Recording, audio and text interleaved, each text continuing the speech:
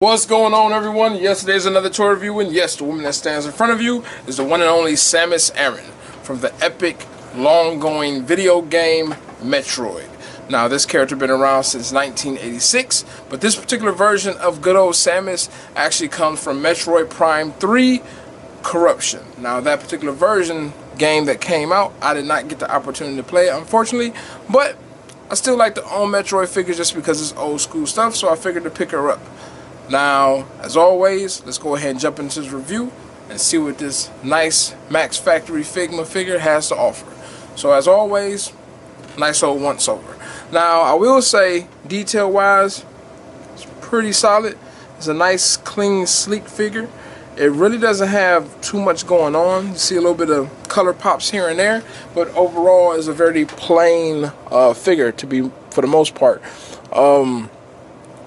But she's kind of a simple style character, to be honest. Kind of been that way for years. But Figma still did a really good job on her. There's the details there of the cannon. Go ahead and switch over to the back real quick.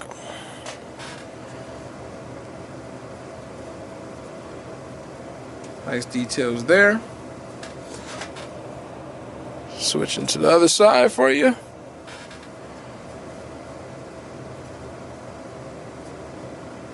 There's those details. As for shoes, pretty simple.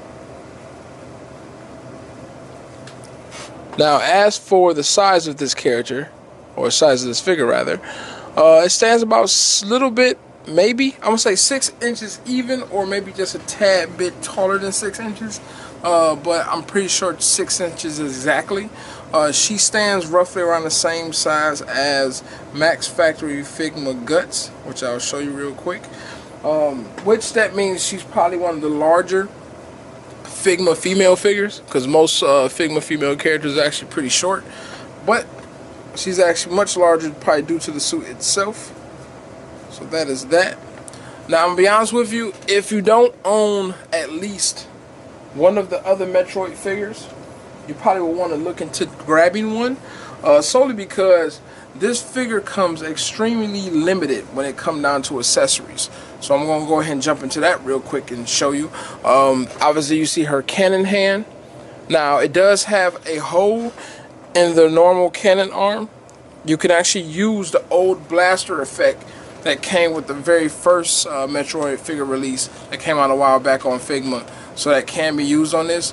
One thing I find to be really lame, though, they didn't give her no blaster effect on this particular figure. So you kind of got to use either the old joint, and if you don't have it, you kind of shit out of luck. So I think that was pretty whack. They kind of sent her, you know, just out with practically really nothing too much to work with, which I think is kind of sad. So yeah, she gets that. She's going to get a change effect on the tip of the cannon itself to like this charging style effect, or maybe when she shoot her missiles in the game. This is still, to be honest with you, a weak ass accessory. Reason I feel that way just because it's just a shape. It's nothing special about it. It doesn't have nothing that actually really gives you, you know, like eager to want to change out one piece for the other. So this is kind of bland. She does get the morph ball itself. Once again, this is something that could have had a little bit more oomph to it. They could have put like that translucent greenish trail that she leaves behind in the game. That would have been actually a nice effect of just having just this basic ball. That's the only thing I kind of feel like, once again, I don't know if whatever the case may be, but they kind of dropped the ball when it come down to giving this character or this figure something. She does have several hands, so she does get a balled fist. Let's make sure this is focused real quick for y'all. So she's going to get the balled fist, nicely sculpted. She's going to get a thumbs up.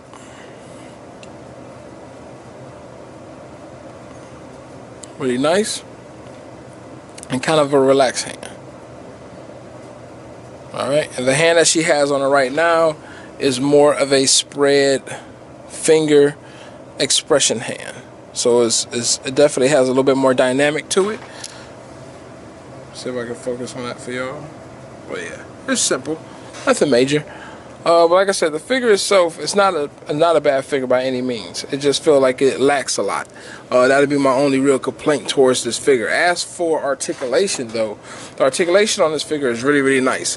So, for one, I'm going to see if I can reach over this camera without being all in the way. Give me a second. So, for one, her head goes up quite a bit, so she can look up. And if you add her back into it, she can definitely look way further up. Now, as for looking down, her chin can technically touch the red part of her chest. Rotation, she can look left and right without a problem. She can't spin all the way around just due to the helmet and the shoulder pads being in the way. Now, what's nice on her neck, it is a rubber style sleeve, so it kind of keeps the figure looking seamless. So you don't have to worry about no gaps or things of that nature because it works with the actual joint itself as you move it. Now, on her shoulder pads, they split into two pieces, so it's pegged into the body, which splits off into a small peg hinge, which also splits to a bigger peg hinge. The bigger one is for the arms, obviously. The smaller one is for the shoulder pads itself. So your shoulder pads can actually be maneuvered a little bit, so that way you can get a certain range pulled off. So I will say definitely move the pads first before trying to move the arm, because you don't want to scratch nothing up or break anything. That would be your best bet. As for the arms, they move around pretty damn good. You can do full rotation if need be, and the actual shoulder pads won't get in the way of that. So I really think that's really, really nice. And let me see real quick. So here you go here, just to show you that she can do pretty much anything you need her to do. Swivel at the bicep, like so. So she can do a swivel. She has a nice size bend here. Alright, as for this arm, going down to the wrist, not really too much to work with on that hand, because on that particular hand it's just so seamless from the forearm to the hand that she really don't have too much to really work with when it comes to bend. If you want to bend, you will have to pull it out of the joint a little bit and then kind of go from there. If you want a better pose with that arm. As for, let me move this out of the way. As for the abdominal section, it's actually pretty decent. It has this little piece of plastic, kind of keeps it seamless. So if you tilt her back, if you don't want to see a gap, all you do is drop that, and it kind of helps with that. Going forward, she really don't have too much to really work with. She doesn't have an actual waist joint, so you can't really rotate her really, really big, but you can do some type of rotation with the body from the upper half of it. Down to her legs, she gets a really, really nice forward kick. So she can definitely, you know, she's good on that aspect. Going backwards, now granted, make sure you be careful when you move it, because it can be somewhat of a nuisance due to the fact these has rubber sleeves on it as well between the hip joint. She can kick back quite a bit though and actually hold it. As for a wide stance, she really don't have one, just due to the actual plastic here. This is nice. This does work with the hip though. She does have a swivel right above the thigh rather, so you can swivel quite a bit. Not much, but enough. Alright. Now going down to the knee. Nice hinge here. Nice good bend, nice and clean. Doesn't have any gaps. Doesn't look messy. It works.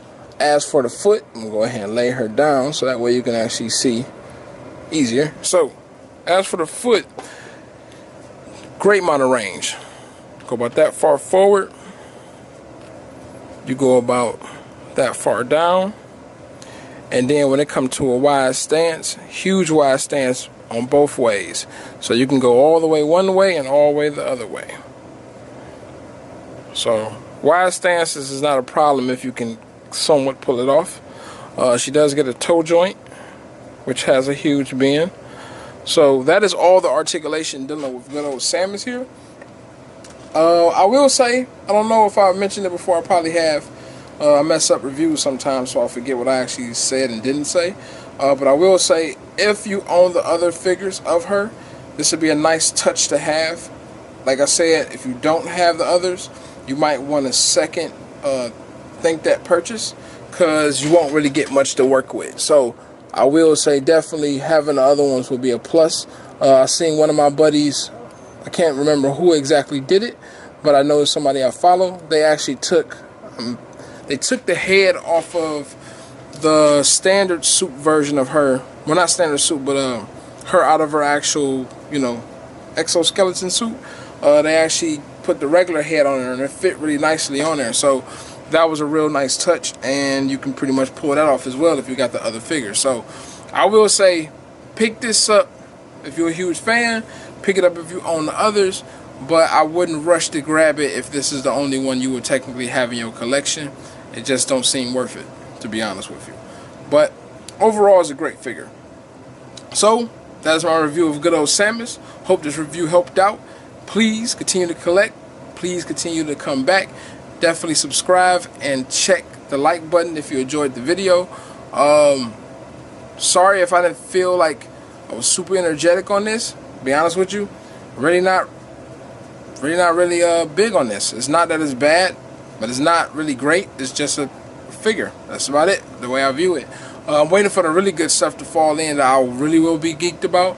I do have Metacom Link coming in from Breath of the Wild, so I'll be reviewing him soon.